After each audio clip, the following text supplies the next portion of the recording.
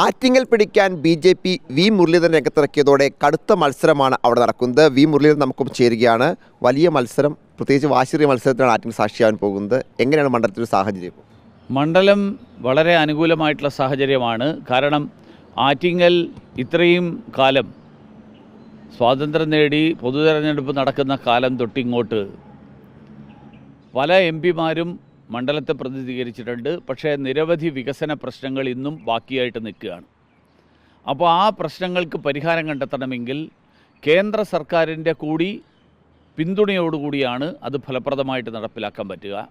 അതുകൊണ്ട് കേന്ദ്ര സർക്കാരിനെ പിന്തുണയ്ക്കുന്ന ഒരു MP നരേന്ദ്രമോദി വീണ്ടും ഭരണത്തിൽ വരും എന്നുറപ്പായ സാഹചര്യത്തിൽ നരേന്ദ്രമോദിയെ പിന്തുണയ്ക്കുന്ന ഒരു MP-യെ തിരഞ്ഞെടുക്കണോ അതോ പ്രതിപക്ഷത്തിരിക്കാൻ ഒരു MP-യെ തിരഞ്ഞെടുക്കണോ എന്നുള്ള ചോദ്യം അവിടുത്തെ വോട്ടർമാരുടെ മുന്നിൽ വരുമ്പോൾ സ്വാഭാവികമായും ജനങ്ങൾ, വികസനം ആഗ്രഹിക്കുന്ന ജനങ്ങൾ നരേന്ദ്രമോദിയെ പിന്തുണയ്ക്കുന്ന MP-യെ തിരഞ്ഞെടുക്കാൻ തന്നെ ആഗ്രഹിക്കും.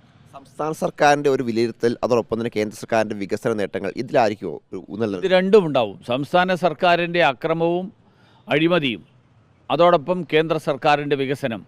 സംസ്ഥാനത്തെ CPM സർക്കാരിന് ബദലാകാൻ കോൺഗ്രസ്സിന് കഴിയാത്ത സാഹചര്യം. ആ സാഹചര്യത്തിൽ BJP അല്ലാതെ മറ്റൊരു ബദലില്ല. സിദ്ധാർത്ഥൻ്റെ വിഷയമാണ് നിലവിൽ കേരളത്തിൽ ഏറ്റവും കൂടുതൽ പ്രതിഫലിക്കുന്നത് അല്ലെങ്കിൽ ചർച്ച ചെയ്യപ്പെടുന്നത്. ആ വിഷയത്തെ ഏത് തരത്തിലായിരിക്കും പ്രചരണമാക്കുക? തീർച്ചയായിട്ടും അതൊരു പ്രചരണ വിഷയമാക്കുന്ന വിഷയമല്ല.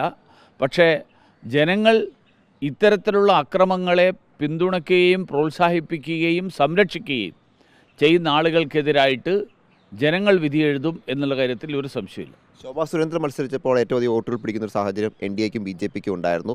ഇപ്പോഴത്തെ ആ സാഹചര്യം താരതമ്യം ചെയ്യുമ്പോൾ, പ്രത്യേകിച്ച് ആറ്റിങ്ങൽ സിറ്റിംഗ് MP-യാണ് മത്സരിക്കുന്നത്, മറുവശത്താണെങ്കിൽ വി ജോയ് മത്സരിക്കുന്നു.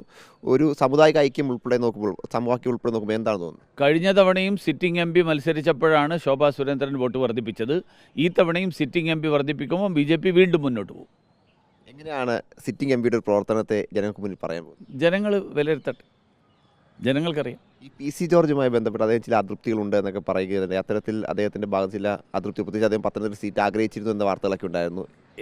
എനിക്കറിയില്ല അതിനെക്കുറിച്ച്. കാരണം PC ജോർജ് ഞാനും തമ്മിൽ സീറ്റിനെ കുറിച്ചൊന്നും സംസാരിച്ചിട്ടില്ല. പിന്നെ എന്താണ് PC ജോർജ് കൃത്യമായിട്ട് പറഞ്ഞത് എന്ന് എനിക്ക് അദ്ദേഹത്തോട് സംസാരിക്കാനും പറ്റിയില്ല. ഭൂരിപക്ഷം ഈ ഘട്ടത്തിൽ പ്രവചിക്കുന്നുണ്ടോ?